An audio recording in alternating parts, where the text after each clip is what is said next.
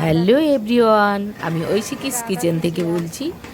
আগের ব্লগে আপনাদের বৃন্দা দেবীর আগমন কিভাবে হয়েছিল সেটা দেখিয়েছিলাম। বলেছিলাম না যে আমাদের পাশের বাড়ি ইস্কন থেকে আসছেন মহাপ্রভু। তো এবারে সেকেন্ড ব্লগে আপনাদের দেখাচ্ছি প্রসাদ, মুড়ি প্রসাদ প্লাস অন্যান্য প্রসাদ কিভাবে তৈরি করে সেটাই দেখাচ্ছি। তো আপনারা দেখতেই পাচ্ছেন লঙ্কা ভাজা চলছে এখানে, আদা কাঁচা লঙ্কা কুচো ভাজা আর পাঁপড় ভাজা, তারপরে কাজু, কত কাজু দেখুন, কত কাজু, কিশমিশ, লাল বাদাম, এবং কড়াইটা কি বড়, কিভাবে তৈরি করছে দেখুন। মুড়ি প্রসাদ দেখতে পাচ্ছেন তেলের মধ্যে, ওফ লাল বাদাম, আমার তো ভীষণ মানে কি বলবো, আমার ভীষণ খেতে ইচ্ছে করছে। কি সুন্দর দেখুন তেলের মধ্যে ভেজেছে, কত একদম কুইন্টাল, 2 কুইন্টাল মুড়ি আজকে প্রসাদ। তো দেখতেই পাচ্ছেন কি সুন্দর, সমস্ত কিছু সুন্দর করে ভেজেছেন মাতাজি। মাতাজি কিছু মাতাজিও কাজ করছেন, কিছু প্রভুরাও কাজ করছেন। তো দেখি ওনারা কিন্তু ওদের মাতাজি প্রভু বলেই, ছেলেদের প্রভু বলেই ডাকে, তাই আমিও একটু বলেই ফেললাম। তো আমাদের কৃষ্ণা জিজ্ঞাসা করছেন কত কি হচ্ছে, ওই যে বলছে শুনতে পাচ্ছেন। মুড়ি যখন প্যাকিং হবে আমি দেখবো।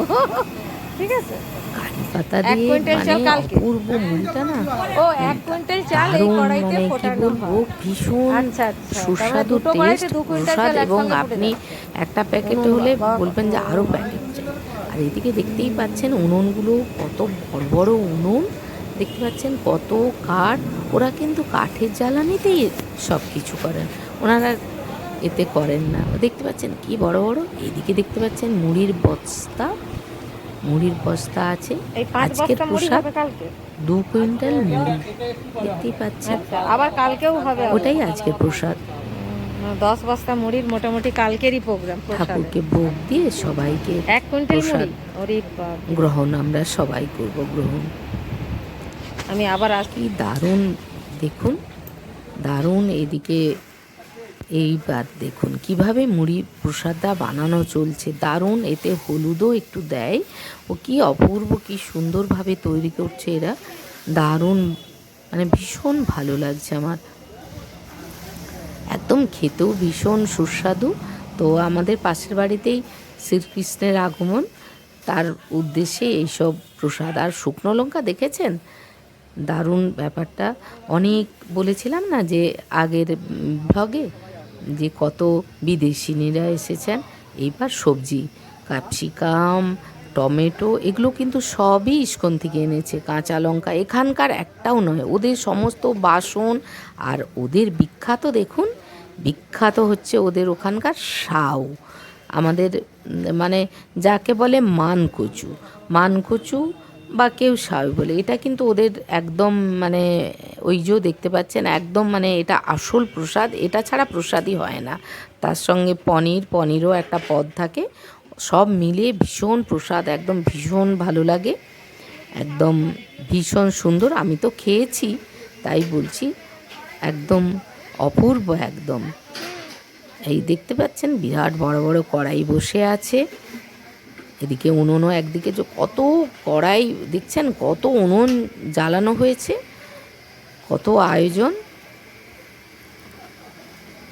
মাতাজিরা রান্না করছেন, পনির দেখতে পাচ্ছি। ডেকচিগুলো সমস্ত কিন্তু ইস্কনেরই আনা, এখানকার কোনো একটা জিনিসও ওরা নেবে না, সব ওখানকার সব কিছুই।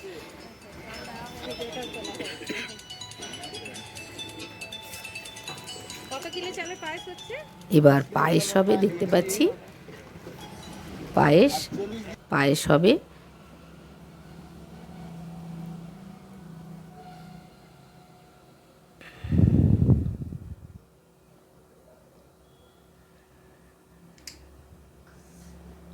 ঠাকুরকে ভোগ দর্শন করে তারপর সবাই প্রসাদ গ্রহণ করবে।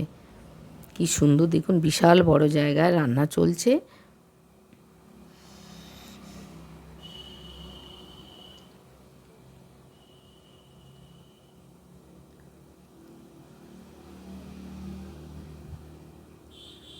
প্রভুরা কি বলছেন শুনুন।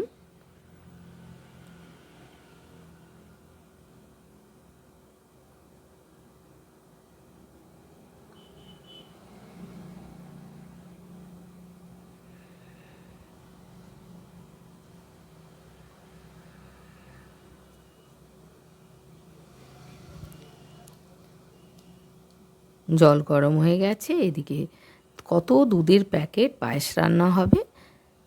এইভাবে একে একে সব রান্নাগুলো হবে।